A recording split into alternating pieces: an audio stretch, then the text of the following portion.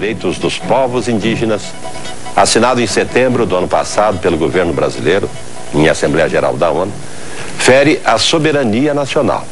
A OAB vai alertar o Congresso para os riscos do documento.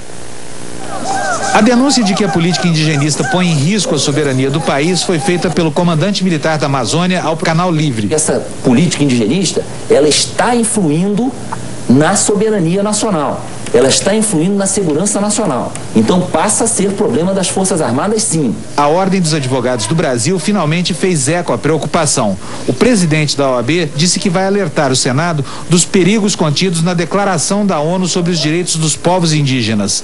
Essa declaração, assinada por 143 países, não teve o apoio de 13 nações, entre elas os Estados Unidos, o Canadá e a Nova Zelândia. Essa é uma discussão que nós vamos levar para o Senado, que está discutindo o tratado. A interpretação que pode conduzir à ideia de que perderíamos autonomia sobre as áreas indígenas, mesmo com a ressalva que o Brasil corretamente fez perante a ONU. O documento foi o combustível que incendiou os ânimos na reserva Raposa Serra do Sol. A declaração assegura a esses povos o direito de pertencer a uma nação. Determina que os estados têm que celebrar consultas aos indígenas antes de adotar qualquer medida legislativa ou administrativa nos territórios deles. Determina que os estados terão que obter consentimento dos índios antes de aprovar qualquer projeto que afete suas terras. E ainda permite que eles mantenham relações com membros das suas próprias comunidades e outros povos além das fronteiras. Não há nenhum sinal de desfalecimento de qualquer nível de intervenção soberana do Estado brasileiro na região.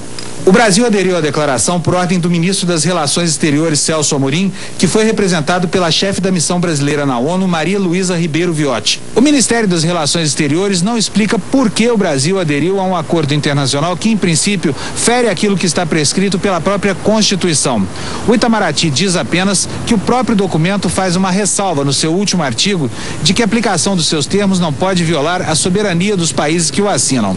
Não é o que pensam alguns dos mais renomados juristas brasileiros, para quem o documento em si já representa a materialização de uma gravíssima ameaça. A declaração da ONU lança todas as sementes para que um dia eles possam constituir um país, uma nação dentro de um país, o que evidentemente a nossa Constituição não pode admitir. O professor Inácio Magalhães acha que o maior problema é a permissão para que os índios celebrem acordos internacionais. Segundo ele, o documento precisaria da aprovação do Congresso Nacional porque pode ter mais peso do que uma lei federal. Esse documento deve sofrer o rito de incorporação de um tratado, de uma convenção internacional, para que ele ganhe realmente a força jurídica necessária. Então ele tem que ser submetido ao Congresso Nacional para aprovação conforme dispõe a Constituição brasileira. Esse tratado em boliche seria um strike. Agora, antes de seguir com a entrevista, nós vamos ver agora o que disse em 2002 o maior sertanista brasileiro, Orlando Vilas Boas. Pouco antes de morrer, ele denunciou interesses americanos na Amazônia, fez uma espécie até de profecia sobre o futuro das terras indígenas na região. Maior sertanista brasileiro depois do Marechal Rondon, que desbravou a Amazônia no começo do século passado, Orlando Vilas Boas foi 2 vezes indicado ao Prêmio Nobel da Paz. Ele, juntamente com os irmãos, dedicou grande parte da vida à defesa dos povos da selva e ajudou a reescrever a história da colonização do Brasil Central. Trocou o rifle pelo abraço e a palavra mansa e amiga com os índios. Antes de morrer, em 2002, Orlando Vilas Boas denunciou uma grave ameaça à soberania da região. As maiores reservas de urânio do mundo estão no Roraima, que estão dentro da terra Yanomami. Os maiores minérios do mundo, uma que tem um apelido de Alexandrita, só foi encontrada na América, na terra Yanomami. Nós já sabemos, de fonte muito boa, que mais ou menos uns 10 ou 15 Yanomami, os mais destacados da comunidade, estão na América, aprendendo inglês, aprendendo uma porção de coisas e aprendendo uma política. E esta política vai acontecer em quê? Eles vão voltar dentro de 1 ou 2 anos, que talvez, eu não sei se eu vou assistir, mas vocês vão. Daqui uns 2 ou 3 anos essa gente volta para as tribos Yanomami, liderando, falando inglês, uma outra mentalidade. E o que eles vão fazer? Eles vão pedir um território Yanomami desmembrado do Brasil e da Venezuela. E a ONU vai dar. A ONU vai dar. E dá como tutora no começo dessa nova leva, América do Norte. General, nós temos aí uma profecia que antecipa claramente que o problema já está muito mais avançado do que se imagina. O certo é que acabou o tempo da delicadeza, mas o governo brasileiro, o Estado brasileiro, continua trabalhando diplomaticamente.